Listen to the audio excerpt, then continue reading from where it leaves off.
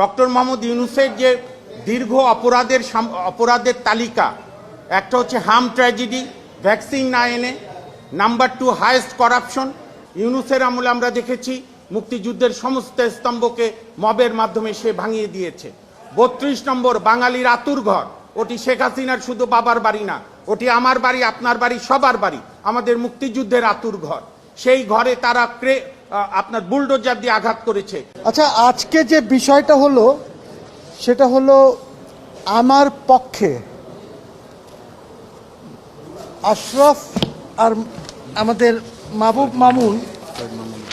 সৈয়দ মামুন তারা নোটিশ দিচ্ছেন সরকারকে। এর মধ্যে ক্যাবিনেট সেক্রেটারি আছেন, আমার পক্ষে দিচ্ছেন।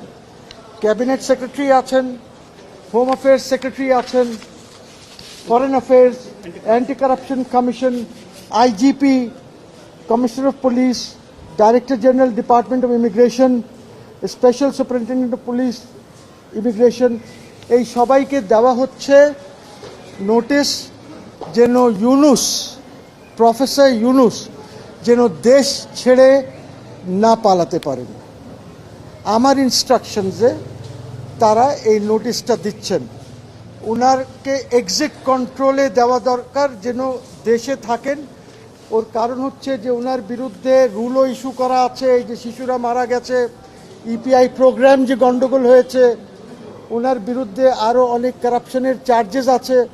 এমনও হতে পারে দ্যাট আমি অ্যান্টি কারাপশনেও আমরা হয়তো ওনার বিরুদ্ধে চার্জেস আনতে পারি, অ্যাপ্লিকেশন ফাইল করতে পারি।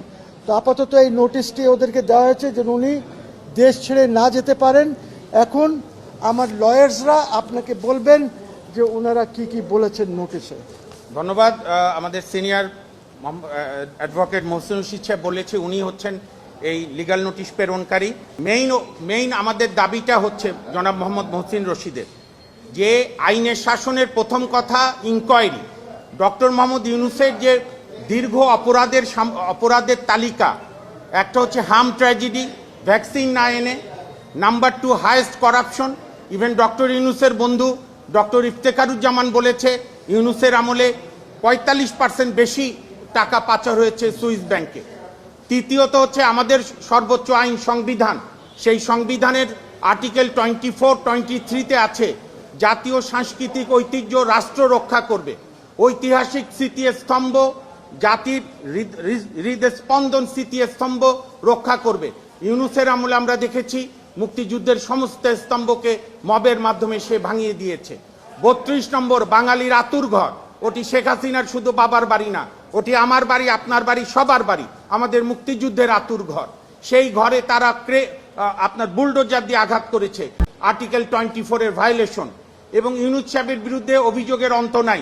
আপনাদের কাছে দেওয়া হয়েছে, মেহরবানি করে আমাদের প্যারাগ্রাফ 6-এ সিরিয়াল ধরে আমরা বলেছি ওনারা কি ওনার বিরুদ্ধে অভিযোগ, এবং আপনার সমস্ত বিতর্কিত লোককে নিয়োগ, নিজের ভাই ব্রাদার আত্মীয়তা, সবচেয়ে বড় যে পরিবেশটা উনি যে প্রতিষ্ঠান থেকে উনি নষ্ট করেছেন, যে রাজনৈতিক সরকার কোনো কারণে ব্যর্থ হলে বাংলাদেশের মানুষের একটা আস্থা ছিল যে কেয়ারটেকার বলেন, অন্তর্বর্তীকালীন বলেন, কিংবা অস্থায়ী সরকার বলেন।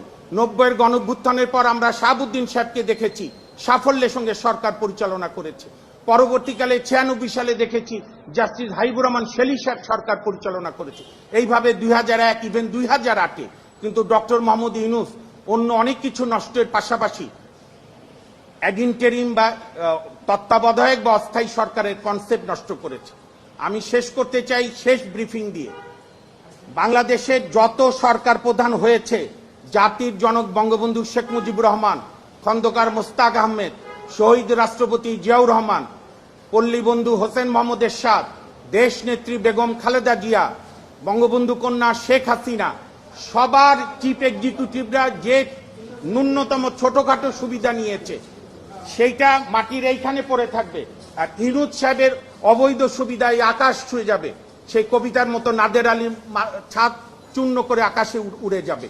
এই কারণে যেহেতু মাননীয় প্রধানমন্ত্রী, বাংলাদেশের সম্মানিত প্রধানমন্ত্রী জনাব তারেক রহমান জাতির উদ্দেশ্যে প্রথম ভাষণে বলেছেন, অসাধারণ কথা বলেছেন, যে দিন শেষে আইনের শাসনই হবে আমার সরকারের শেষ কথা। আর আইনের শাসনের পূর্ব শর্ত হচ্ছে যে কোনো অভিযোগ উঠলে একটি নিরপেক্ষ ইনকোয়ারি করা। আমরা সেই ইনকোয়ারি চাই এবং ইনকোয়ারির সময় যেন ডক্টর মোহাম্মদ ইউনূস সাহেব দেশ ছেড়ে যেতে না পারে, কারণ তার পালানোর প্রবণতা আছে, অতীতে বহুবার পালিয়ে গেছে। আমরা আপনাদের মাধ্যমে জাতির কাছে জানাতে চাই, এই 7 দিনের মধ্যে ওনার উপর রেস্ট্রিকশন ইম্পোজ না করলে আমাদের কাছে ইনস্ট্রাকশন, আমাদের সিনিয়র অ্যাডভোকেট মোহাম্মদ মহসিন রশিদ এবং ব্যারিস্টার এম আশরাফুল ইসলাম এই ড্রাফটটা চমৎকার করেছে। আমরা অলরেডি রেস্ট্রিবিউ জিপি করে দিয়েছি, কুরিয়ারও চলে গেছে। 7 দিনের মধ্যে যদি সরকার কোনো দৃশ্যমান পদক্ষেপ না নেয়, তাহলে আমাদের বাধ্য হব আমরা মহামান্য হাইকোর্ট ডিভিশনে রিট পিটিশন দায়ের করার জন্য। আপনাদের অসংখ্য ধন্যবাদ।